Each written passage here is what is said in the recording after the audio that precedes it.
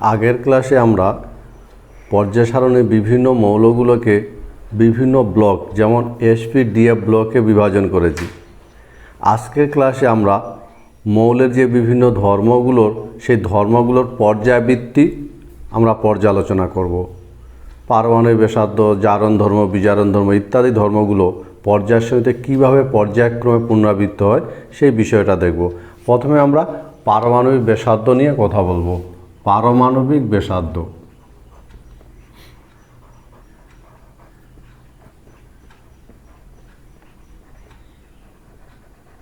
পারমাণবিক ব্যাসার্ধ বলতে আমরা কি বুঝি? কোনো একটা পরমাণু তার যে নিউক্লিয়াস এবং বহিস্থ কক্ষের নিউক্লিয়াস থেকে বহিস্থ কক্ষের যে দূরত্ব, সেই দূরত্বটাকে আমরা বলি পারমাণবিক ব্যাসার্ধ। সুতরাং কোনো মৌলের পারমাণবিক ব্যাসার্ধ বলতে কেন্দ্র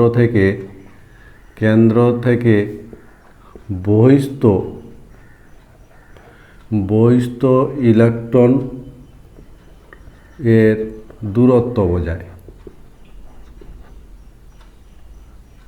এটাকে আমরা ব্যাসার্ধ বলে থাকি। এবং মনে রাখবে পারমাণবিক ব্যাসার্ধ কিন্তু তিন রকম হয়, যেমন সমযোজী ব্যাসার্ধ।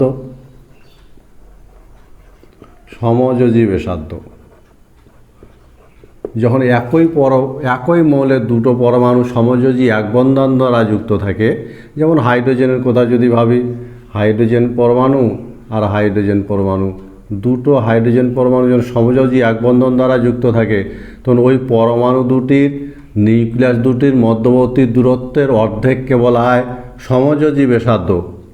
এর অর্ধেককে বলা হবে সমযোজী। সুতরাং সমযোজী ব্যাসার্ধ বলতে আমরা কি বুঝবো? একই মৌলের দুটি পরমাণু যখন সমযোজী এক বন্ধন দ্বারা যুক্ত থাকবে, তখন ওই পরমাণু দুটির নিউক্লিয়াস দুটির মধ্যবর্তী দূরত্বের অর্ধেককে বলা হয় সমযোজী ব্যাসার্ধ। আবার আরেক ধরনের ব্যাসার্ধ আমরা ভাবি ধাতব ব্যাসার্ধ। ধাতব ব্যাসার্ধ বলতে কি বুঝবো? যখন ধাতব পরমাণুগুলো কেলাস তৈরি করে থাকে এবং এই ধরনের কেলাসীয় গঠনের মধ্যে যে কোনো দুটো পরমাণুর নিউক্লিয়াস দুটির মধ্যবর্তী দূরত্বের অর্ধেককে বলা হয় ধাতব ব্যাসার্ধ। সুতরাং মনে রাখবে ধাতব ব্যাসার্ধ বলতে ধাতব কেলাসে সবচেয়ে কাছাকাছি থাকা দুটো পরমাণুর নিউক্লিয়াস দুটির মধ্যবর্তী দূরত্বের অর্ধেককে বলা হয় ধাতব ব্যাসার্ধ। আরেক ধরনের ব্যাসার্ধ যাকে ভ্যান ডার ওয়ালস ব্যাসার্ধ বলা হয়। ভ্যান ডার ওয়ালস ব্যাসার্ধ, যেখানে কোনো কঠিন আকারের পদার্থ, কোনো কঠিন পদার্থের দুটো অণু কঠিন পদার্থের সমযোজী বন্ধনে যুক্ত আছে। কঠিন পদার্থের যে এরকম দুটো ভিন্ন অণুর সবচেয়ে কাছাকাছি থাকা দুটো পরমাণুর নিউক্লিয়াস দুটোর মধ্যবর্তী দূরত্বের অর্ধেককে বলা হয় ভ্যান ডার ওয়ালস ব্যাসার্ধ। সুতরাং সমযোজী ব্যাসার্ধ বলতে একই মৌলের দুটি পরমাণু সমযোজী এক বন্ধন দ্বারা যুক্ত থাকলে নিউক্লিয়াস দুটোর মধ্যবর্তী দূরত্বের অর্ধেক বোঝায়। ধাতব ব্যাসার্ধ ধাতব কেলাসে সবচেয়ে কাছাকাছি থাকা দুটো পরমাণুর নিউক্লিয়াস দুটোর মধ্যবর্তী দূরত্বের অর্ধেক বোঝায়। আর ভ্যান ডার ওয়ালস ব্যাসার্ধ বলতে দুটো ভিন্ন অণুর সবচেয়ে কাছাকাছি থাকা দুটো পরমাণুর নিউক্লিয়াস দুটোর মধ্যবর্তী দূরত্বের অর্ধেককে বোঝায়। দৈর্ঘ্যের বিচারে ভ্যান ডার ওয়ালস ব্যাসার্ধ সবথেকে বড়, তারপরে ধাতব ব্যাসার্ধ, তারপরে সমযোজী ব্যাসার্ধ। সুতরাং তিন ধরনের আমরা ব্যাসার্ধর কথা বিবেচনা করি।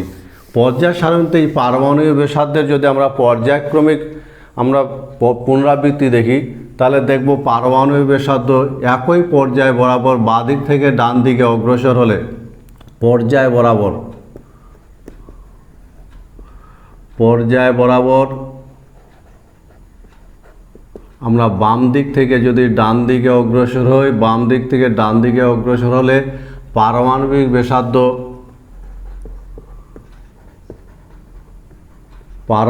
ব্যাসার্ধ হ্রাস পায়। কারণ বাম দিক থেকে ডান দিকে অগ্রসর হলে মুখ্য কক্ষ সংখ্যা একই থাকে। মুখ্য কক্ষ সংখ্যা একই থাকে, কেন্দ্রের চার্জ বৃদ্ধি পায়, ফলে বহিস্থ ইলেকট্রনের প্রতি কেন্দ্রের আকর্ষণ বৃদ্ধি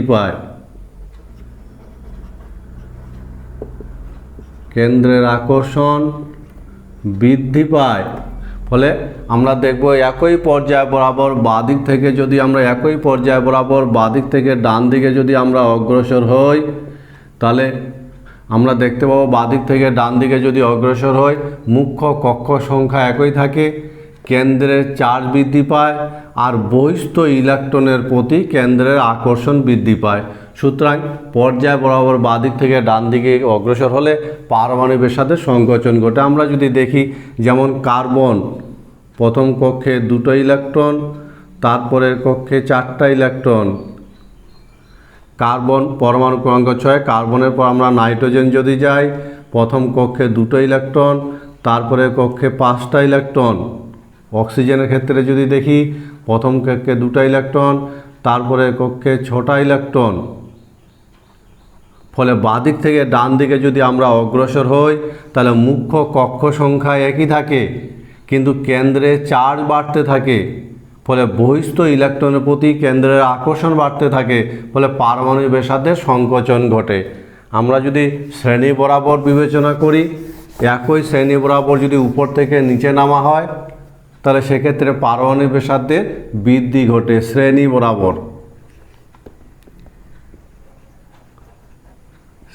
বরাবর উপর থেকে নিচ, সেক্ষেত্রে কিন্তু পারমাণবিক ব্যাসার্ধ হ্রাস পায়, কারণ মুখ্য কক্ষ সংখ্যা এবার বৃদ্ধি পায়।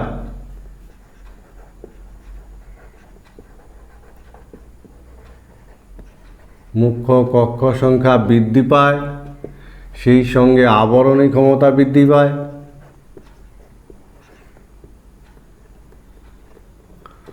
আবরণী ক্ষমতা বৃদ্ধি ঘটে, বলে কেন্দ্রের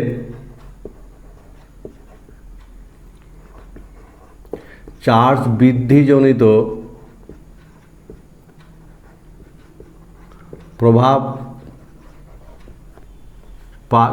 বৃদ্ধিজনিত প্রভাবকে অতিক্রম করে উপরের দুটি কারণ।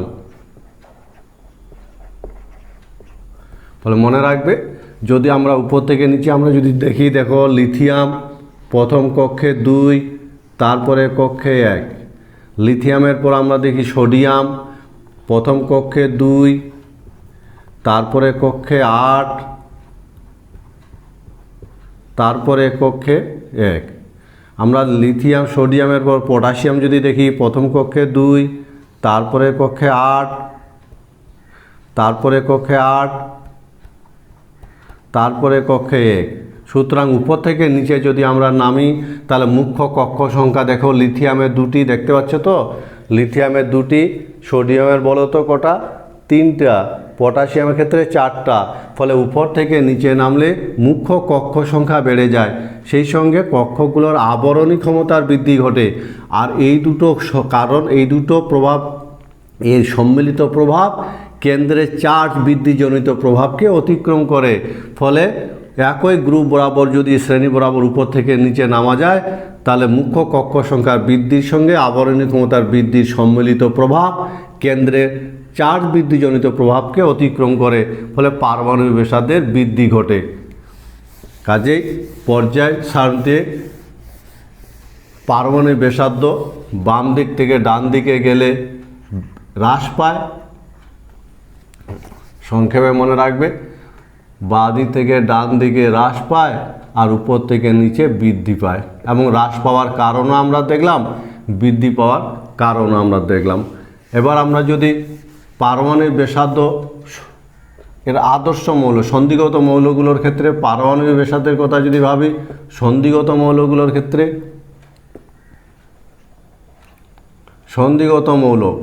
সন্ধিগত মৌলগুলোর ক্ষেত্রে পারমাণবিক যে ব্যাসার্ধ,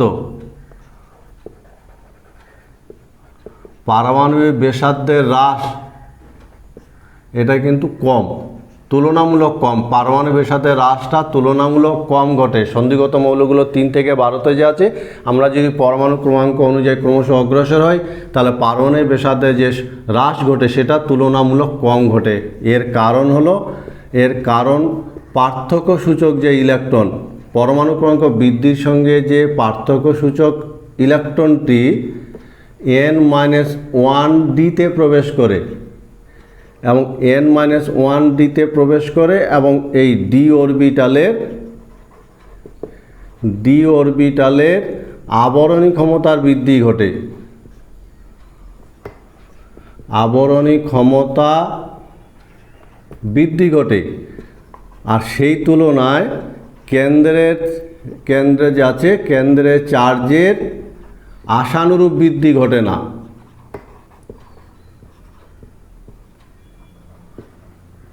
ফলে যে তুলনায় হ্রাস পাওয়ার কথা সে তুলনায় হ্রাস পায় না। মনে রাখবে, পারমাণবিক সন্ধিগত মৌলগুলোর বাদিক থেকে ডান দিকে যদি অগ্রসর হওয়া যায় তাহলে পারমাণবিক ব্যাসার্ধের হ্রাস ঘটে ঠিকই, কিন্তু সেই হ্রাসটা তুলনামূলক কম। কারণ পরমাণু ক্রমাঙ্ক বৃদ্ধির সাথে সাথে পার্থক্য সূচক ইলেকট্রনটা ডিতে প্রবেশ করে, ফলে ডিতে আবরণী ক্ষমতার ধীরে ধীরে বৃদ্ধি ঘটে। সেই তুলনায় কিন্তু কেন্দ্রে চার্জের আশানুরূপ বৃদ্ধি ঘটে না, ফলে বহিস্থ ইলেকট্রন প্রতি কেন্দ্রের আকর্ষণ তেমন বৃদ্ধি পায় না। আমরা যদি অ্যাপ ব্লক মৌলগুলোর কথা বলি, সন্ধিগত মৌলগুলোর যদি আমরা শ্রেণী বরাবর উপর থেকে নিচে বলি, শ্রেণী বরাবর সন্ধিগত মৌলগুলোর শ্রেণী বরাবরের কথা যদি ভাবি উপর থেকে নিচে, তাহলে প্রথম সন্ধিগত সারি যে আছে প্রথম শ্রেণী থেকে দ্বিতীয় শ্রেণীর বৃদ্ধিটা স্বাভাবিক। দ্বিতীয় শ্রেণীর বৃদ্ধি স্বাভাবিক, কিন্তু দ্বিতীয় শ্রেণী থেকে যখন আমরা তৃতীয় শ্রেণীতে যাব, তৃতীয় শ্রেণী বৃদ্ধি হয় না, বৃদ্ধি ঘটে না। কেন বৃদ্ধি ঘটে না? কারণ ল্যান্থানাইট সংকোচন। আমরা ল্যান্থানাইট সংকোচন পড়েছি, তোমরা জানো, সেরিয়াম থেকে শুরু করে লুটেশিয়াম পর্যন্ত। এই ল্যান্থানাইট সংকোচন ফলে প্রথম শ্রেণীর তুলনায় দ্বিতীয় শ্রেণী বা 3Dর তুলনায় 4Dর বৃদ্ধিটা স্বাভাবিক, কিন্তু 4D আর 5D এদের আকার প্রায় সমান হয় ল্যান্থানাইট সংকোচনের কারণে। ল্যান্থানাইট সংকোচন। আমরা অ্যাপ ব্লক মৌলগুলোর কথা যদি ভাবি, অ্যাপ ব্লক মৌলগুলোর ক্ষেত্রে পরমাণু ক্রমাঙ্ক বৃদ্ধির সঙ্গে সঙ্গে পারমাণবিক ব্যাসার্ধের হ্রাস তুলনামূলক বেশি। কারণ অ্যাপ ব্লক মৌলগুলোর ক্ষেত্রে পার্থক্য সূচক ইলেকট্রনটি n-2 অরবিটালে প্রবেশ করে। আর f অরবিটালের আবরণী ক্ষমতা সব থেকে কম। আবরণী ক্ষমতা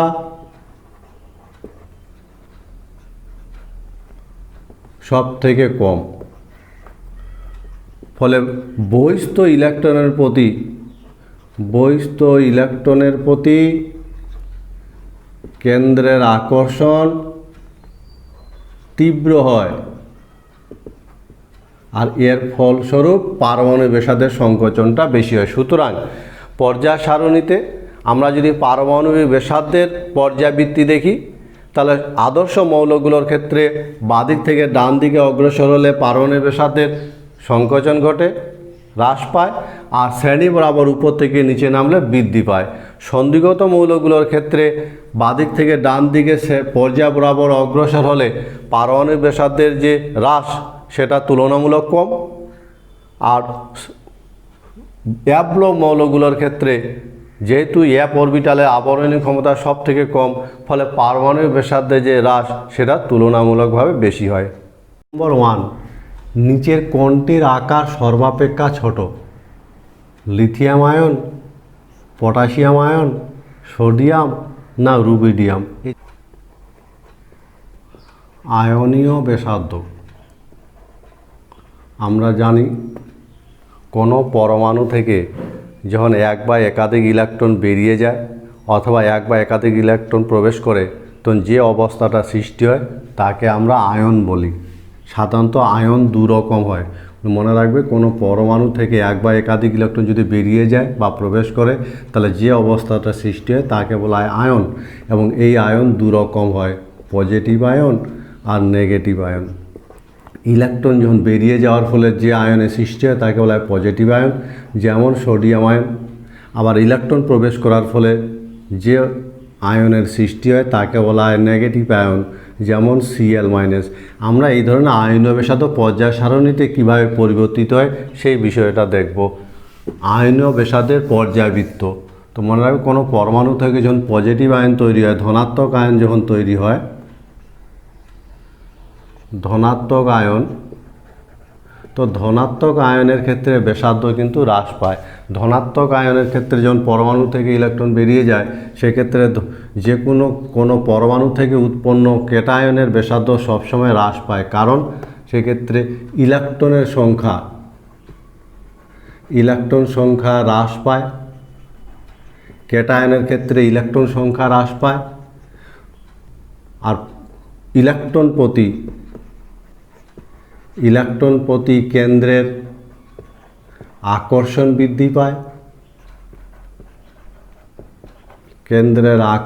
বৃদ্ধি পায়। এছাড়া কিছু ক্ষেত্রে, বেশিরভাগ ক্ষেত্রে কি হয়, বেশিরভাগ ক্ষেত্রে বহিস্থ যে কক্ষ, সে বহিস্থ কক্ষের অবলুপ্তি ঘটে।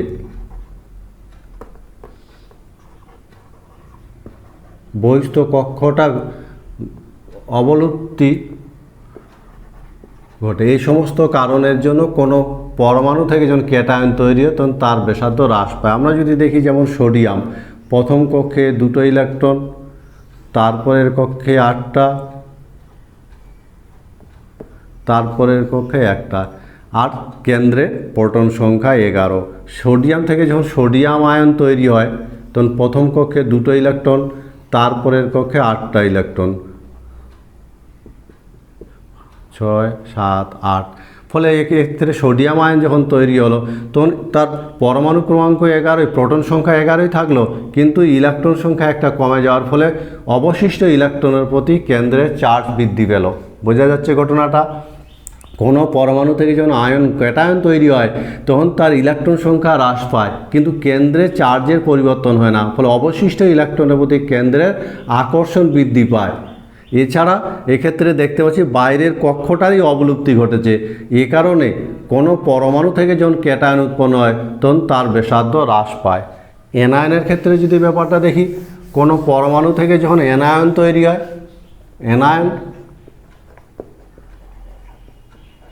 এনায়নের ক্ষেত্রে মনে রাখবে যে এক্ষেত্রে ইলেকট্রন সংখ্যা বৃদ্ধি পায়। প্রসম পরমাণুর তুলনায় ইলেকট্রন সংখ্যা বৃদ্ধি পায়, কিন্তু কেন্দ্রের চার্জ বৃদ্ধি পায় না। কেন্দ্রের চার্জ একই থাকে, ফলে ইলেকট্রন প্রতি কেন্দ্রের চার্জ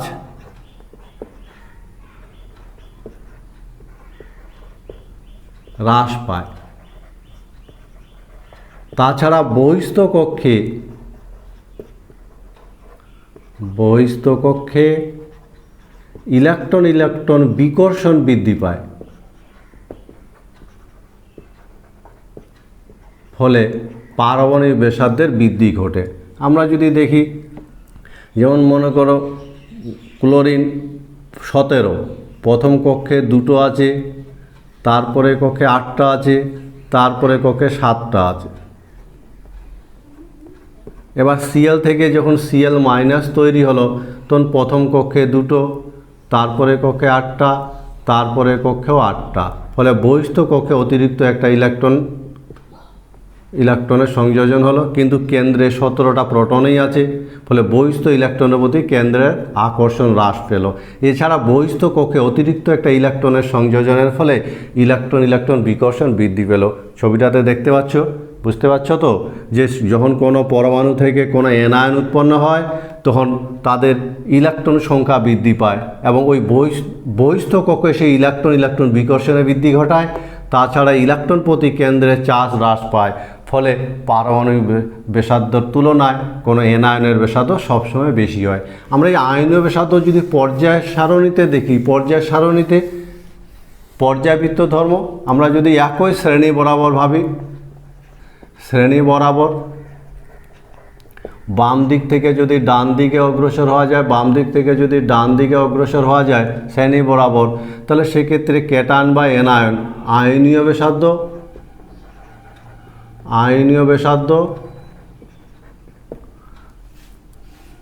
একই ইলেকট্রন বিশিষ্ট আয়নীয় ব্যাসার্ধ কী হয়, হ্রাস পায়, আয়নীয় ব্যাসার্ধ হ্রাস পায়। এক্ষেত্রে মনে রাখবে ইলেকট্রন সংখ্যা সমান থাকে, আর বাঁ দিক থেকে ডান দিকে অগ্রসর হলে পরমাণু ক্রমাঙ্ক বৃদ্ধি পায়। ফলে পরমাণু ক্রমাঙ্ক বৃদ্ধি পায়, ইলেকট্রন সংখ্যা একই থাকে, ফলে বাঁ দিক থেকে ডান দিকে অগ্রসর হলে ক্যাটায়ন বা এনায়ন উভয় ধরনের আয়নীয় ব্যাসার্ধ হ্রাস পায়। আমরা যদি শ্রেণী বরাবর আমরা এটা পর্যায়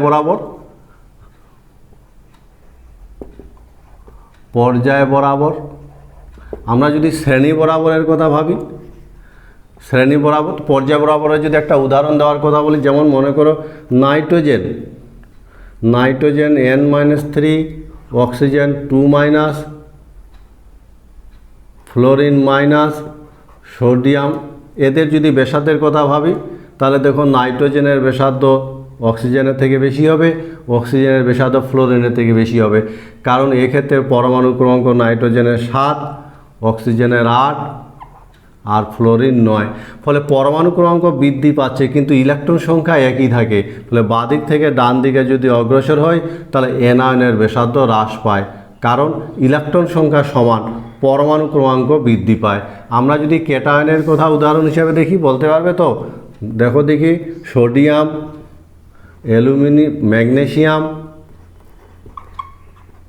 অ্যালুমিনিয়াম কার ব্যাসার্ধ বলো তো? কোনটার ব্যাসার্ধ বেশি হবে, কোনটার কম হবে? সবগুলোর এর পরমাণু ক্রমাঙ্ক 11, পরমাণু ক্রমাঙ্ক 12, পরমাণু ক্রমাঙ্ক 13, কিন্তু এটারও ইলেকট্রন সংখ্যা 10টি, এটারও ইলেকট্রন সংখ্যা 10, এটারও ইলেকট্রন সংখ্যা 10। ফলে ইলেকট্রন প্রতি কেন্দ্রের চার্জ অ্যালুমিনিয়ামের ক্ষেত্রে সর্বোচ্চ হবে বলে অ্যালুমিনিয়ামের আকার সবথেকে ছোট হবে এবং সোডিয়ামের আকার সবথেকে বড় হবে। সুতরাং একই পর্যায় বরাবর বাঁদিক থেকে ডান দিকে অগ্রসর হলে বিভিন্ন ইলেকট্রনীয় বিভিন্ন আয়নের ব্যাসার্ধ পরমাণু ক্রমাঙ্ক বৃদ্ধির সঙ্গে সঙ্গে হ্রাস পায়। আমরা যদি শ্রেণী বরাবর ভাবি, আয়নীয় ব্যাসার্ধের ট্রেন্ডটা কীরকম হবে? শ্রেণী বরাবর উপর থেকে নিচ, তাহলে সেক্ষেত্রে দেখব শ্রেণী ক্যাটায়নের ক্ষেত্রে, পজিটিভ আয়নের ক্ষেত্রেও কিন্তু ব্যাসার্ধ বৃদ্ধি পায়, আমরা যদি দেখি lithium ion, sodium ion, potassium ion, lithium ion প্রথম কক্ষে 2টো, তারপরে সোডিয়াম আয়ন প্রথম কক্ষে 2টো, তারপরে কক্ষে 8টা, পটাশিয়াম আয়ন প্রথম কক্ষে 2, তারপরে কক্ষে 2, তারপরে কক্ষে 8। ফলে একই শ্রেণী বরাবর উপর থেকে নিচে নামলে সে আয়নগুলোর কক্ষ সংখ্যা বৃদ্ধি পায়। ফলে উপর থেকে নিচে নামলে আয়নীয় ব্যাসার্ধ বৃদ্ধি পাবে, কারণ কক্ষ সংখ্যা বৃদ্ধি পায়। এনায়নের ক্ষেত্রে যদি আমরা দেখি, এনায়নের ক্ষেত্রে যেমন মনে করো Cl-, বা আমরা যদি দেখি যে নাইট্রোজেন মাইনাস, তারপরে আমরা যদি দেখি ফসফরাস, তাহলে এক্ষেত্রে উপর থেকে নিচে নামলে কিন্তু এদেরও কক্ষ সংখ্যা কিন্তু বৃদ্ধি ঘটে। ফলে ক্যাটায়ন হোক বা অ্যানায়ন হোক, শ্রেণী বরাবর যদি উপর থেকে নিচে নামা যায় তাহলে আয়নগুলোর মুখ্য কক্ষ সংখ্যা বৃদ্ধি পাওয়ার ফলে আয়নীয় ব্যাসার্ধ বৃদ্ধি পায়। সুতরাং পর্যায় সারণীতে আয়নীয় ব্যাসার্ধের ট্রেন্ড, কোনো পরমাণু থেকে উৎপন্ন ক্যাটায়নের ব্যাসার্ধ সবসময় ছোট হয়, আর কোনো পরমাণু থেকে উৎপন্ন অ্যানায়নের ব্যাসার্ধ সবসময় বড় হয়। আর পর্যায় সারণীতে আমরা যদি পর্যাবৃত্তটা দেখি, তাহলে একই পর্যায় বরাবর বাঁদিক থেকে ডান দিকে অগ্রসর হলে কেটায়ন বা এনায়নের ব্যাসার্ধ হ্রাস পায়, আর একই শ্রেণী বরাবর উপর থেকে নিচে নামলে কেটায়ন বা এনায়নের ব্যাসার্ধ বৃদ্ধি পায়। আমরা এক নজরে আয়নীয় ব্যাসার্ধের কিছু বিষয় মনে রাখব। এক নজরে আয়নীয় ব্যাসার্ধ,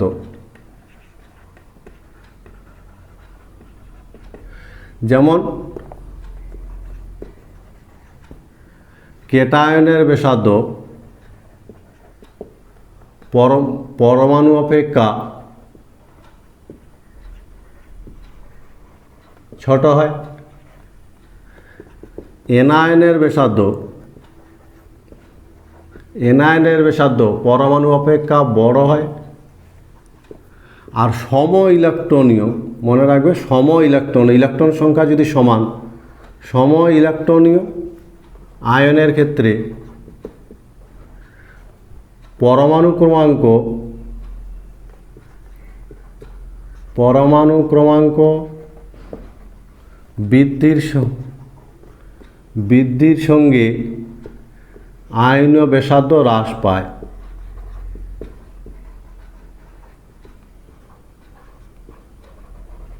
আয়নীয় ব্যাসার্ধ হ্রাস পায়। আর সেই সঙ্গে মনে রাখবে যে আধান বৃদ্ধির সঙ্গে পজিটিভ আয়নের ব্যাসার্ধ হ্রাস পায়। সেই সঙ্গে মনে রাখবে আধান বৃদ্ধির সঙ্গে নেগেটিভ আয়নের ব্যাসার্ধ বৃদ্ধি পায়। যেমন এই পয়েন্টটার কথা বলি, Fe+2 এর তুলনায় কিন্তু Fe+2 ব্যাসার্ধ ছোট হবে। আবার যদি এনায়নের ক্ষেত্রে আমরা বলি, এনায়নের ক্ষেত্রে O- এর তুলনায় কিন্তু O2- এটার ব্যাসার্ধ বড় হবে। সুতরাং কেটায়নের ক্ষেত্রে আধান বৃদ্ধির সঙ্গে ব্যাসার্ধ হ্রাস পাবে, আর এনায়নের ক্ষেত্রে আধান বৃদ্ধির সঙ্গে ব্যাসার্ধ বৃদ্ধি পাবে। নম্বর 2, এই Be+2 আয়নের আইসো ইলেকট্রনিক নিচের কোনটা? হাইড্রোজেন আয়ন, না লিথিয়াম, সোডিয়াম, না ম্যাগনেসিয়াম? উত্তরটা আয়নের পারমাণবিক আয়তন পদার্থের একটা ভৌত ধর্ম। পারমাণবিক আয়তন, বিজ্ঞানী লোথার মোয়ার প্রথম এই পারমাণবিক আয়তন নিয়ে পর্যালোচনা করেন, পর্যায় সারণী মৌলগুলোর পর্যায়বৃত্ত ধর্মটা লক্ষ্য করেন। এবং পারমাণবিক আয়তন বলতে কোনো কঠিন মৌলের, মনে রাখবে কোনো কঠিন মৌলের 1 গ্রাম পরমাণু, 1 গ্রাম পরমাণু গলনাঙ্কে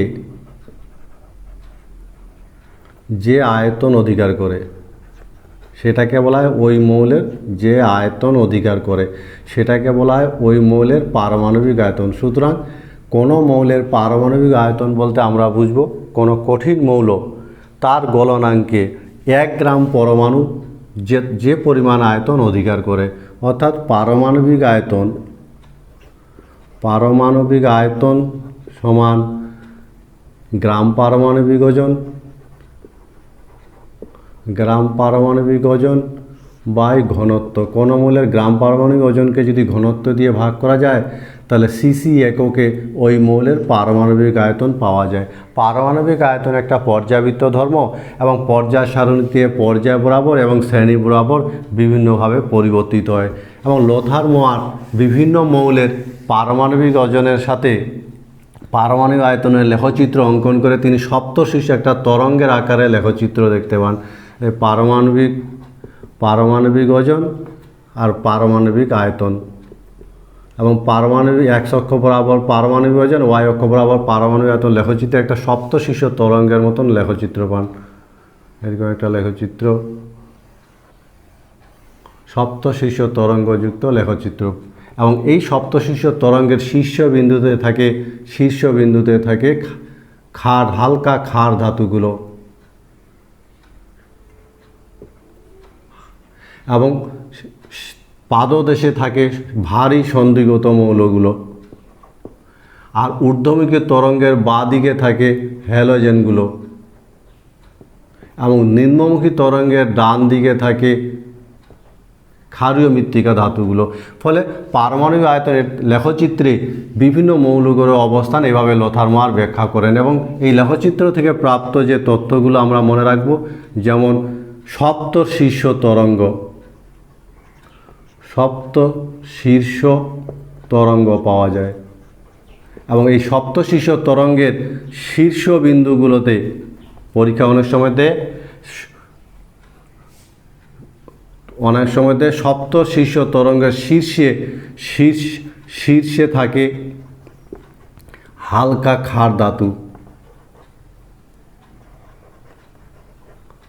ক্ষার ধাতুগুলো এবং পাদদেশে, শীর্ষের পাদদেশে থাকে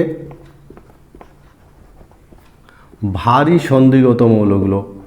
দেখতে পাচ্ছি, তোমরা দেখতে পাচ্ছ তো, লেখচিত্রটা একদম পরিষ্কার করে বুঝে নিতে হবে যে তরঙ্গের শীর্ষবিন্দুগুলোতে থাকে হালকা ক্ষার ধাতুগুলো এবং পাদদেশে থাকে, নিচের দিকে থাকে ভারী সন্ধিগত মৌলগুলো পাদদেশে থাকে এবং ঊর্ধ্বমুখী তরঙ্গের বাঁ দিকে থাকে হ্যালোজেনগুলো। ঊর্ধ্বমুখী তরঙ্গের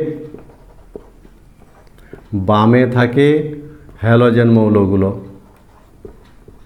এবং নিম্নমুখী তরঙ্গের ডান দিকে থাকে ক্ষারীয় মৃত্তিকা ধাতুগুলো।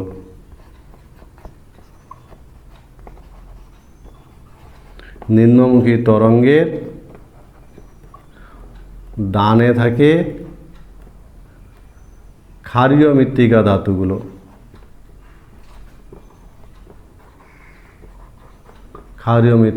সুতরাং কোনো মৌলের পারমাণবিক আয়তন লেখচিত্রে আমরা যে সপ্তশীর্ষ তরঙ্গ পেলাম তাতে শীর্ষে থাকে হালকা ক্ষার ধাতুগুলো, দেখতে পাচ্ছ, এবং পাদদেশে থাকে ভারী সন্ধিগত মৌলগুলো, ঊর্ধ্বমুখী তরঙ্গের বামে থাকে হ্যালোজেনগুলো আর নিম্নমুখী তরঙ্গের ডানে থাকে ক্ষারীয় মৃত্তিকা ধাতুগুলো।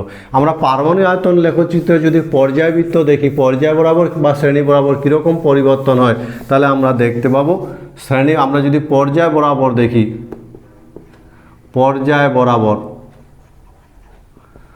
বাম থেকে ডানে যদি আমরা দেখি, বাম থেকে ডানে, তাহলে সেক্ষেত্রে দেখো একটা মান থেকে শুরু হবে, একটা নির্দিষ্ট মান দিয়ে শুরু হবে, নির্দিষ্ট মান দিয়ে শুরু হলো, তারপর ধীরে ধীরে হ্রাস পাবে, তারপরে হ্রাস পায়, শেষে সর্বনিম্ন মানে পৌঁছাবে, তারপরে আবার বৃদ্ধি পাবে। এইভাবে ট্রেন্ডটা আমরা লক্ষ্য করি, আবার বৃদ্ধি পায়। সুতরাং পারমাণবিক আয়তন পর্যায় সারণীতে একই পর্যায় বরাবর বাম থেকে ডান দিকে যদি অগ্রসর হয়, তাহলে একটা নির্দিষ্ট মান থেকে শুরু হবে, তারপর ধীরে ধীরে মানটা সর্বনিম্ন মানে পৌঁছাবে, তারপর আবার ধীরে ধীরে বৃদ্ধি পাবে। আমরা যদি শ্রেণী বরাবর ভাবি, শ্রেণী বরাবর যদি উপর থেকে নিচে দেখি, তাহলে দেখব সেক্ষেত্রে কিন্তু বৃদ্ধি পায়। কেন বৃদ্ধি পায়? কারণ পারমাণবিক ভর ও পারমাণবিক আয়তন দুটোই বৃদ্ধি পায়। ফলে উপর থেকে নিচে শ্রেণী বরাবর পারমাণবিক আয়তন বৃদ্ধি পায়, কারণ পারমাণবিক ভর আর পারমাণবিক আয়তন উভয় বৃদ্ধি পায়।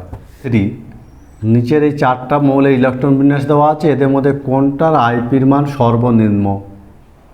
এ, বি, সি না ডি? ইলেকট্রন বিন্যাসের ভিত্তিতে উত্তরটা তৈরি করবে চারটার মধ্যে কোনটার আইপি সর্বনিম্ন। ধাতব অধাতব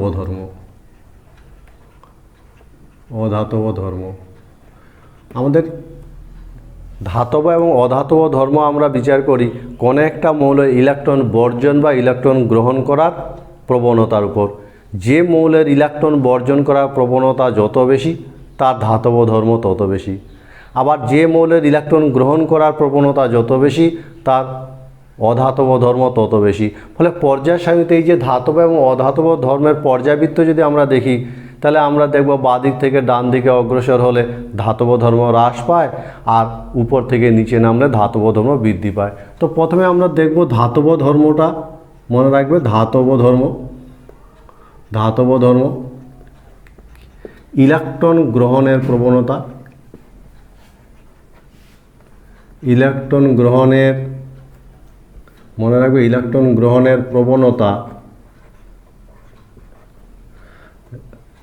ধাতব ধর্ম ইলেকট্রন গ্রহণের প্রবণতা যত বেশি, ইলেকট্রন গ্রহণের প্রবণতা যত বেশি, ধাতব ধর্ম তত বেশি।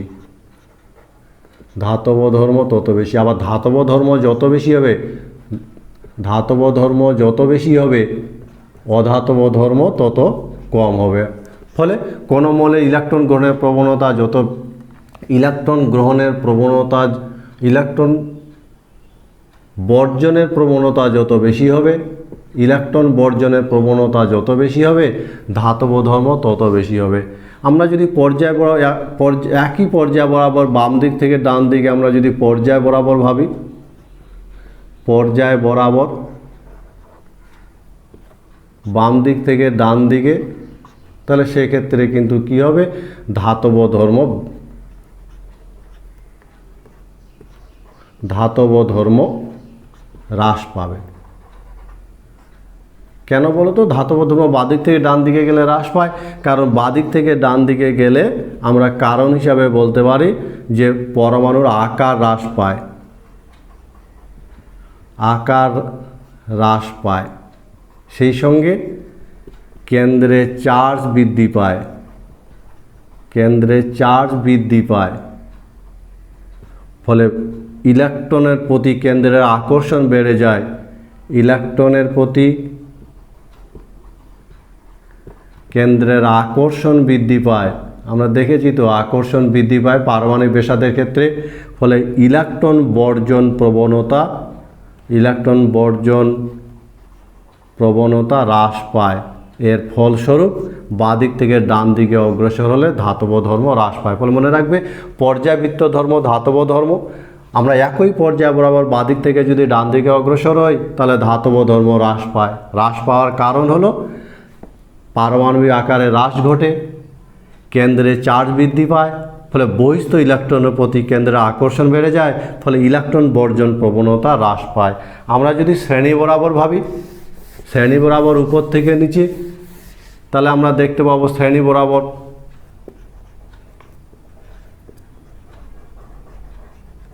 শ্রেণী বরাবর যদি উপর থেকে নিচের কথা ভাবি,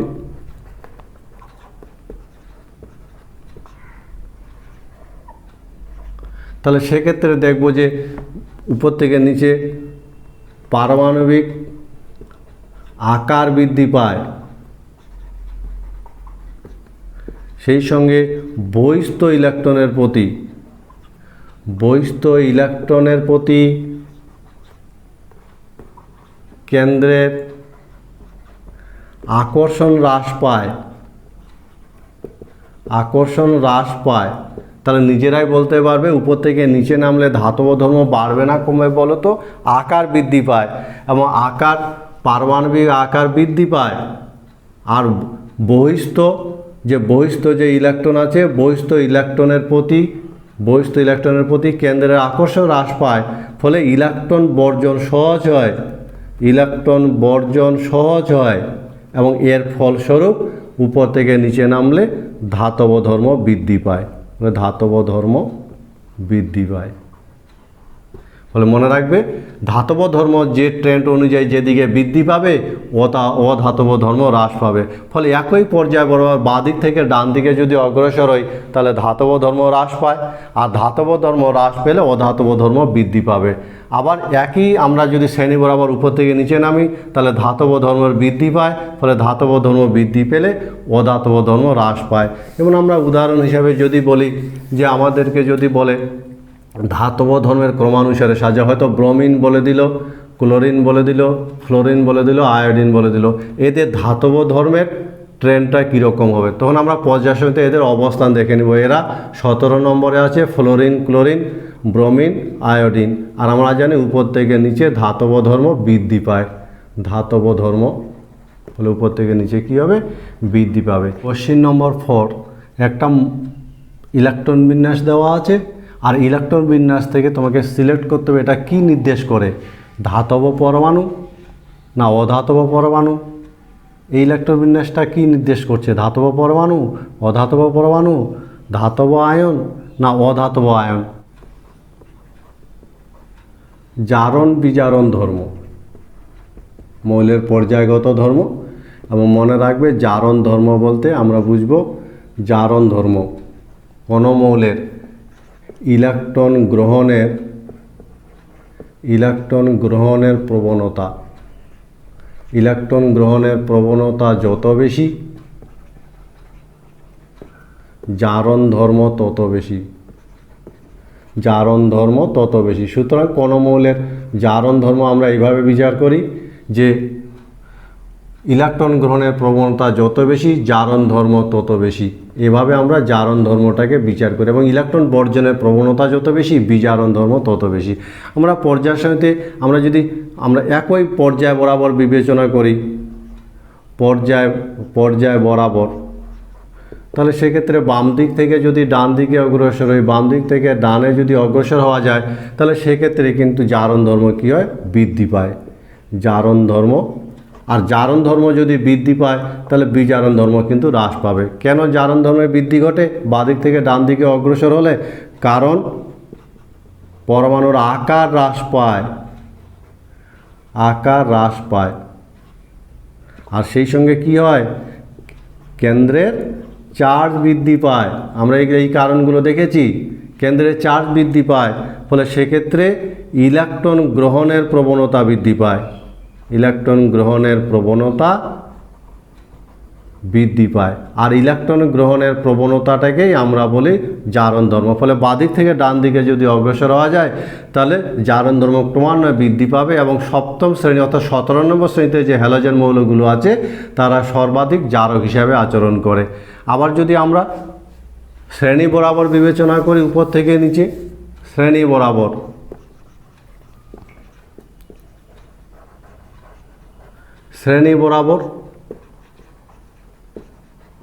উপর থেকে নিচে একই শ্রেণী বরাবর যদি দেখি তাহলে সেক্ষেত্রে কিন্তু জারণ ধর্ম হ্রাস পায়। মনে রাখবে জারণ ধর্ম হ্রাস পায়। কেন হ্রাস পায় বলো তো? কারণ উপর থেকে নিচে নামলে পারমাণবিক আকার বৃদ্ধি পায়, নতুন কক্ষের সংযুক্তি ঘটে, সেই সঙ্গে ইলেকট্রন বর্জন প্রবণতা বৃদ্ধি পায়, আর এর ফলস্বরূপ জারণ ধর্ম হ্রাস পায়। আর যে অভিমুখে জারণ ধর্ম হ্রাস পাবে, বিজারণ ধর্ম বৃদ্ধি পাবে। সুতরাং পর্যায় সারণীতে একই পর্যায় বরাবর বাঁদিক থেকে ডান দিকে অগ্রসর হলে জারণ ধর্ম বৃদ্ধি পেতে পেতে 17 নম্বর শ্রেণীতে গিয়ে সর্বোচ্চ হয়। কারণ পারমাণবিক আকার হ্রাস পায়, কেন্দ্রে চার্জ বৃদ্ধি পায়, ফলে ইলেকট্রন বর্জনের প্রবণতা হ্রাস পাওয়ায় জারণ ধর্ম বৃদ্ধি পায়। আর শ্রেণী বরাবর যদি উপর থেকে নিচে নামি তাহলে আকার বৃদ্ধি ঘটে, নতুন কক্ষের সংযুক্তি ঘটে, বহিস্থ ইলেকট্রনের প্রতি কেন্দ্রের আকর্ষণ হ্রাস পায়, ফলে ইলেকট্রন বর্জনের প্রবণতা বৃদ্ধি পাওয়ায় জারণ ধর্ম হ্রাস পায়। কোশ্চেন নম্বর 5, সর্বোচ্চ ও সর্বনিম্ন আইপি যুক্ত মৌল দুটির নাম লিখো। কোন মৌলটার আইপি সর্বোচ্চ এবং কোন মৌলটার আইপি সর্বনিম্ন? যোজ্যতা, মনে রাখবে যোজ্যতাটাকে আমরা আপেক্ষিকভাবে নির্ণয় করি। কখনো অক্সিজেনকে প্রমাণ ধরে, কখনো ক্লোরিনকে প্রমাণ ধরে, বা হাইড্রোজেনকে প্রমাণ ধরে বিভিন্ন মৌলের যোজ্যতা নির্ণয় করা হয়। আমরা এখানে হাইড্রোজেনকে প্রমাণ ধরে নিয়ে বিভিন্ন মৌলের যোজ্যতা যদি পর্যায় সারণীর ভিত্তিতে আমরা ভাবি, তাহলে মনে রাখবে পর্যায় সারণীতে এই যে বিভিন্ন মৌলের যোজ্যতা তাদের অবস্থানের সাথে সাথে পরিবর্তিত হয়, এবং এই যোজ্যতাগুলোর ক্ষেত্রে মনে রাখার চেষ্টা করবে 1, 2, 3, 4, 5, 6, 7 এবং 0 শ্রেণী বা অষ্টম শ্রেণী যদি আমরা ধরে নিই, অষ্টম শ্রেণী, তাহলে কোন একটা মৌল যোজ্যতা হাইড্রোজেনের সাপেক্ষে যদি আমরা বিচার করি তাহলে 1 থেকে 4 পর্যন্ত সে যততে থাকবে যোজ্যতা তত হবে, এবং 4-এর পর সে যে শ্রেণীতে থাকবে তার যোজ্যতা কিন্তু 8 থেকে বিয়োগ করতে হবে। মনে থাকবে কথাটা। সুতরাং কণামৌলের যোজ্যতা যদি 1 থেকে 4 পর্যন্ত যত শ্রেণীতে থাকবে, যত নম্বর শ্রেণীতে থাকবে, তার যোজ্যতা তত হবে।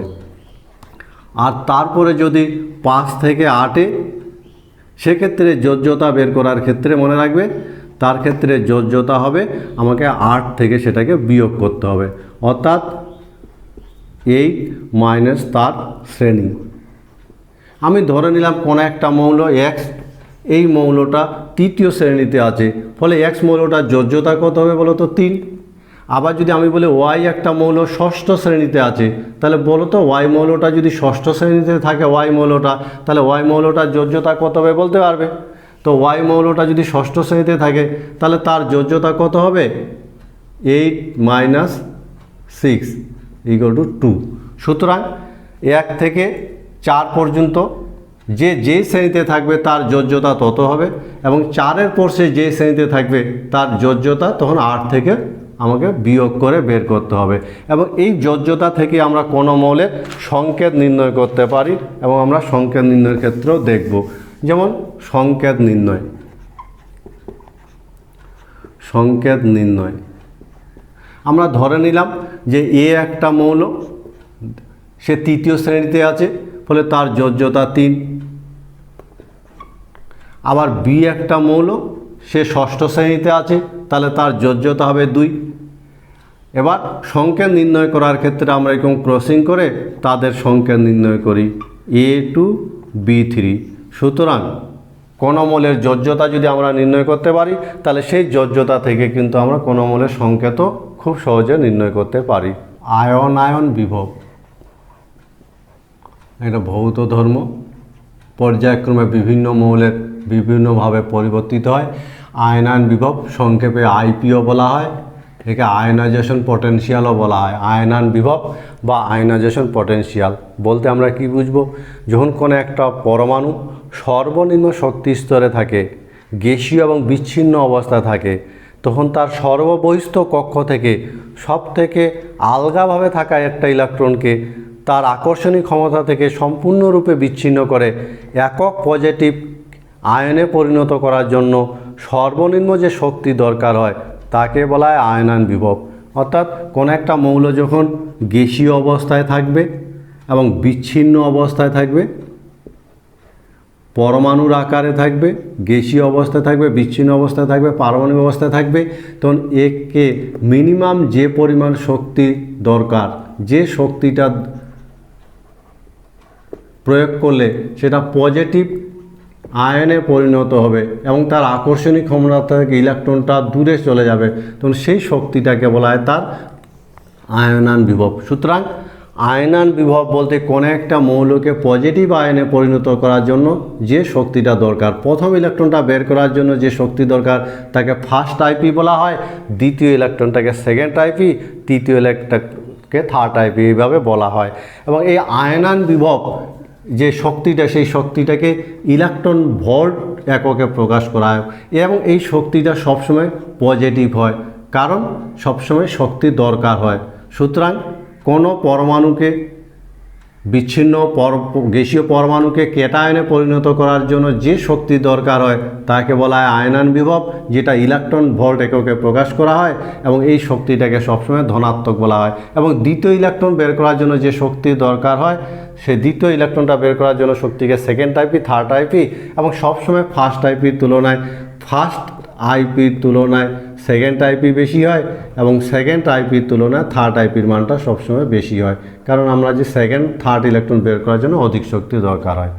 এই আয়নায়ন বিভব একটা পর্যায়গত ধর্ম, ফলে পর্যায় সারণীতে এর বিভিন্ন রকম ট্রেন্ড আমরা লক্ষ্য করে থাকি। আমরা একই পর্যায় বরাবর, আমরা যদি একই পর্যায় বরাবর ভাবি, পর্যায় বরাবর বাম দিক থেকে যদি ডান দিকের কথা বিবেচনা করি, তাহলে সেক্ষেত্রে কিন্তু আয়নায়ন বিভব বৃদ্ধি পায়। এবং আয়নান বিভব বৃদ্ধি পেয়ে 18 নম্বর গ্রুপে সর্বাধিক হয়। অন্যান্য ধর্ম 18 নম্বর গ্রুপ পর্যন্ত ভেরি করে না, কিন্তু একমাত্র এই একটা ধর্ম আয়নান বিভব যেটা 18 নম্বর গ্রুপে গিয়ে সর্বোচ্চ হয়, বাকিগুলো 17 নম্বরে গিয়ে সর্বোচ্চ হয়। ফলে বাদিক থেকে ডান দিকে যদি অগ্রসর হয় তাহলে সে আয়নান বিভব বৃদ্ধি পায়। বৃদ্ধি পাওয়ার কারণ হিসাবে আমরা বলতে পারি, আমরা আগে যে কারণগুলো দেখেছি, পারমাণবিক কী হয়, পারমাণবিক আকার হ্রাস পায়। আমরা এটা জানি তো, তোমরা জানো তো, বাদিক থেকে ডান দিকে গেলে পারমাণবিক আকার হ্রাস পায়। সেই সঙ্গে কেন্দ্রে চার্জ বৃদ্ধি পায়। কেন্দ্রে চার্জ বৃদ্ধি পেলে বহিস্থ ইলেকট্রনের প্রতি কেন্দ্রের আকর্ষণ বেড়ে যাবে। ইলেকট্রনের প্রতি আকর্ষণ বৃদ্ধি পায়। আর বহিস্থ ইলেকট্রনের প্রতি আকর্ষণ যদি বৃদ্ধি পায় তাহলে ইলেকট্রন নির্গমনের জন্য অধিক শক্তি দরকার হয়। নির্গমনের জন্য অধিক শক্তি দরকার হয়। এর ফলস্বরূপ বাদিক থেকে ডান দিকে গেলে পারমাণবিক যে আমাদের যে আয়নান বিভবের মান বৃদ্ধি পায়।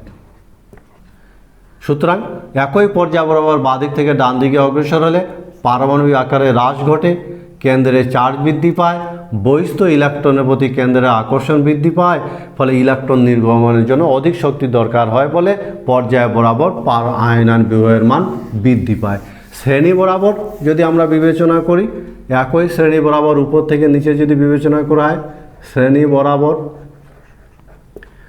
বরাবর উপর থেকে নিচ, উপর থেকে নিচে যদি, তাহলে সেক্ষেত্রে কিন্তু আয়নান বিভবের মান হ্রাস পায়। আয়নান বিভব হ্রাস পায় এবং এর কারণ হিসাবে আমরা বলতে পারি কেন হ্রাস পায় বলো তো, যেহেতু পারমাণবিক আকারের বৃদ্ধি ঘটে, পারমাণবিক আকারের বৃদ্ধি ঘটে, সেই সঙ্গে নূতন কক্ষের সংযুক্তি ঘটে এবং বহিস্থ ইলেকট্রনের প্রতি কেন্দ্রের আকর্ষণ হ্রাস পায়। বহিস্থ ইলেকট্রনের প্রতি কেন্দ্রের আকর্ষণ হ্রাস পায়। এর ফলস্বরূপ একই শ্রেণী বরাবর উপর থেকে নিচে যদি আমরা নামি তাহলে আয়নান বিভবের মান হ্রাস পাবে। আয়নান বিভবের মান বিভিন্ন বিষয়ের উপর নির্ভর করে, বিভিন্ন বিষয়ের উপর নির্ভর করে, যেমন পরমাণুর আকার, পরমাণুর আকারের উপর নির্ভর করে। কীরকম? আকার যত ছোট হবে, আকার যত ছোট হবে আইপি তত বেশি হবে, আইপি তত বেশি হবে। যেমন সোডিয়াম, পটাশিয়াম, সোডিয়ামের আইপির মান পটাশিয়াম অপেক্ষা বেশি, যেহেতু সোডিয়ামের আকার ছোট, ফলে বহিস্থ ইলেকট্রনের প্রতি কেন্দ্রের আকর্ষণ বেশি। ফলে কোনো পরমাণু আকার যত ছোট হবে, আকার যত ছোট হবে তার আইপি বা আয়নান বিভবের মান তত বেশি হবে। আবার কেন্দ্রের চার্জের উপর নির্ভর করে, কেন্দ্রের চার্জ বা কেন্দ্রের আধান, কেন্দ্রের আধানের উপর। অন্যান্য কারণ যদি অপরিবর্তিত থাকে তাহলে কেন্দ্রের আধান যত বাড়বে, কেন্দ্রে আধান বৃদ্ধির সঙ্গে আইপি এর মান বৃদ্ধি পায়। ফলে আইপি এর মান অর্থাৎ আয়নান বিভবের মান বিভিন্ন বিষয়ের উপর নির্ভর করে। দুটো পরমাণুর মধ্যে যার কেন্দ্রে চার্জ বেশি তার ক্ষেত্রে আইপির মানটা বেশি হবে, যদি অন্যান্য কারণ অপরিবর্তিত থাকে। আবার ভেদন ক্ষমতার উপরও নির্ভর করে, আবরণী ক্ষমতার উপর নির্ভর করে। যেমন আবরণী ক্ষমতা, আবরণী ক্ষমতা, আবরণী ক্ষমতা কাকে বলে? যে ইলেকট্রন পূর্ণ কোনো একটা পরমাণুর কোনো একটা পরমাণুর আবরণী ক্ষমতা বলতে আমরা কি বুঝবো? সেখানে যে আভ্যন্তরীণ যে কক্ষগুলো আছে, ইলেকট্রন পূর্ণ আভ্যন্তরীণ কক্ষগুলো কেন্দ্রের চার্জকে বাধা দেয়। সুতরাং আবরণী ক্ষমতা মনে রাখবে যে ইলেকট্রন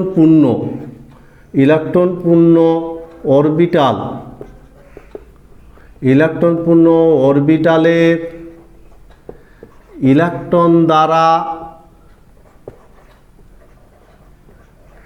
কেন্দ্রের চার্জকে আড়াল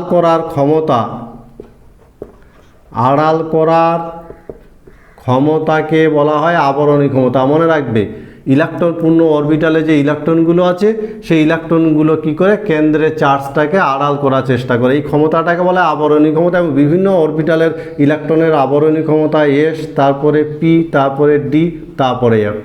ফলে কেন্দ্রের চার্জকে যে অরবিটাল বা যে ইলেকট্রন যত বেশি আড়াল করবে বহিস্থ ইলেকট্রনের প্রতি কেন্দ্রের চার্জ তত হ্রাস পাবে। ফলে আবরণী ক্ষমতার উপর কীরকম নির্ভর করে, আবরণী ক্ষমতা যত বৃদ্ধি পাবে, আবরণী ক্ষমতা বৃদ্ধি পেলে তাদের আইপি হ্রাস পাবে, আইপি হ্রাস পাবে। যেমন উদাহরণ হিসাবে যদি আমি বলি, যেমন পটাশিয়াম, এই পটাশিয়ামের যদি আমি বহিস্থ কক্ষে পটাশিয়ামের ইলেকট্রন বিন্যাস দেখি তাহলে 4s1 এবং এর সামনে আছে 3p। আবার আমি যদি ক্যালসিয়ামের কথা ভাবি বা কপারের কথা ভাবি, কপার পরমাণু এর বহিস্থ কক্ষে আছে 4s1, তার সামনে আছে 3d। তাহলে বলো তো যে কোনটার আইপি বেশি হবে, পটাশিয়াম না কপার? আমরা আবরণী ক্ষমতা দিয়ে এই প্রশ্নটা সলভ করব। দেখো পটাশিয়ামের ক্ষেত্রে 4s ইলেকট্রনের সামনে আছে 3p, যার আবরণী ক্ষমতা কি বলতো 3p। এর আবরণী ক্ষমতা এই 3pর বেশি, আর আবরণী ক্ষমতা এর 3dর কম। ফলে আবরণী ক্ষমতা যদি কম হয় তাহলে আকর্ষণ বেশি হবে, আর আকর্ষণ যদি বেশি হয় তাহলে আইপি বেশি হবে।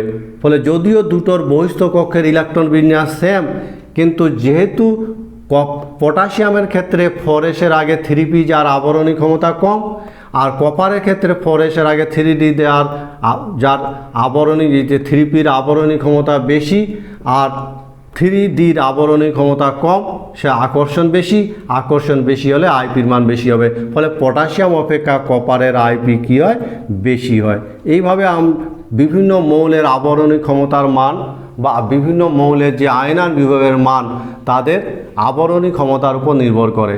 আর আবরণী ক্ষমতা বলতে ইলেকট্রন পূর্ণ যে অরবিটালে ইলেকট্রনগুলো কেন্দ্রের চার্জকে প্রশমিত বা চার্জকে আড়াল করার ক্ষমতাকে বলা হয় আবরণী ক্ষমতা। এবং বিভিন্ন মৌলের ক্ষেত্রে অন্যান্য কারণ যদি অপরিবর্তিত থাকে তাহলে যে মৌলের ক্ষেত্রে আবরণী ক্ষমতার মান কম হবে তার আইপির মান বেশি হবে। আবার আমরা দেখব ভেদন ক্ষমতা, ভেদন ক্ষমতারও উপর নির্ভর করে। ভেদন ক্ষমতাটা কি জিনিস?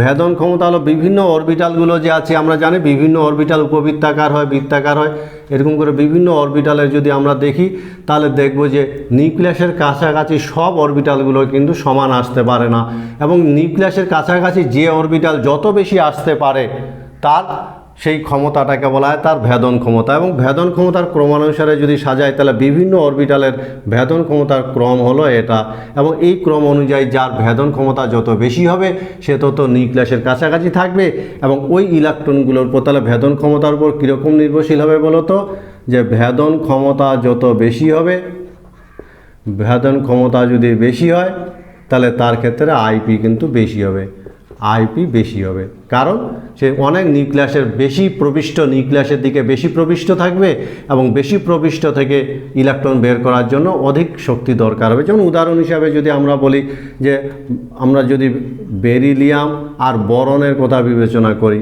বেরিলিয়াম 1s2 2s2 2p1, আর বরনের ক্ষেত্রে 1s2 2s2।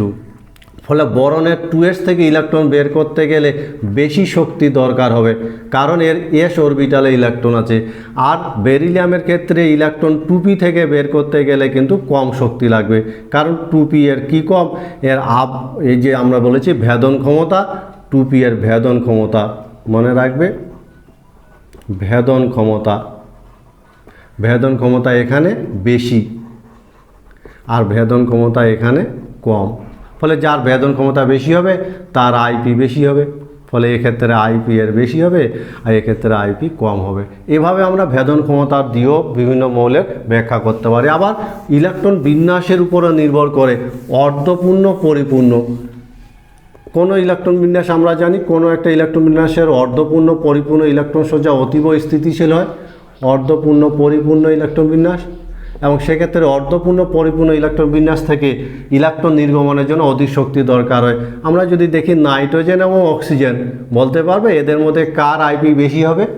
আমরা এই ব্যাপারটা অর্ধপূর্ণ পরিপূর্ণ দিয়ে ব্যাখ্যা করার চেষ্টা করব। সাধারণ আমরা যে পর্যায় সারণীর ট্রেন্ড দেখি তাতে বাঁদিক থেকে ডান দিকে বৃদ্ধি পাওয়ার কথা এবং অক্সিজেনের আইপির মান নাইট্রোজেন অপেক্ষা বেশি হওয়ার কথা, কিন্তু এক্ষেত্রে আমরা যদি নাইট্রোজেনের ইলেকট্রন বিন্যাস দেখি 1s2 2s2 2p3, পিতে অর্ধপূর্ণ সজ্জা বর্তমান, অর্ধপূর্ণ সজ্জা।